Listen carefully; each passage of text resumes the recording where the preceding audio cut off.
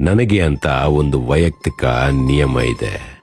ಒಮ್ಮೆ ಯಾರಾದರೂ ನನ್ನನ್ನ ನಿರ್ಲಕ್ಷಿಸಿದ್ರೆ, ಅಪಮಾನ ಮಾಡಿದ್ರೆ, ನಾನು ಮತ್ತೆ ಅವರಿಗೆ ತೊಂದರೆ ಕೊಡೋದಿಲ್ಲ, ತಿರುಗಿ ಕೂಡ ನೋಡೋದಿಲ್ಲ. ನನ್ನ ಸ್ವಾಭಿಮಾನಕ್ಕೆ ಧಕ್ಕೆ ಮಾಡಿದವರ ಹತ್ತಿರ ಸರ್ಟಿಫಿಕೇಟ್ ಪಡ್ಕೊಳ್ಳೋ ಅವಶ್ಯಕತೆ ನನಗಿಲ್ಲ. ನಾನು ಅವರಷ್ಟು ಪ್ರಬುದ್ಧತೆ ಹೊಂದಿರದೇ ಇರಬಹುದು, ಅವರ ಮುಂದೆ ನಾನು ಶೂನ್ಯವೇ ಸರಿ. ಈ ಶೂನ್ಯವನ್ನ ತನ್ನ ಪಾಡಿಗೆ ಬದುಕಲು ಬಿಟ್ಟು ಬಿಡಿಯಲ್ಲ.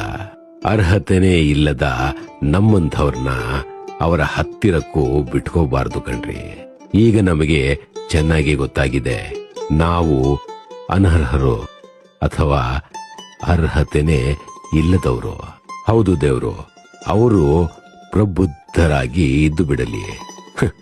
ನಮ್ಮ ಸ್ಥಾನಮಾನವನ್ನ ನಮಗೆ ಪರಿಚಯ ಮಾಡಿಸಿಕೊಟ್ಟ ಅವರಿಗೆ ನಾನು ಚಿರಋಣಿ. ಅಪೇಕ್ಷೆ ಆಗ್ಲಿ ಆತಂಕ ಆಗ್ಲಿ ನನಗೂ ಇಲ್ಲ, ಅವರಿಗೂ ಇರೋದು ಬೇಡ ದೇವ್ರು. ಶುಭಂ.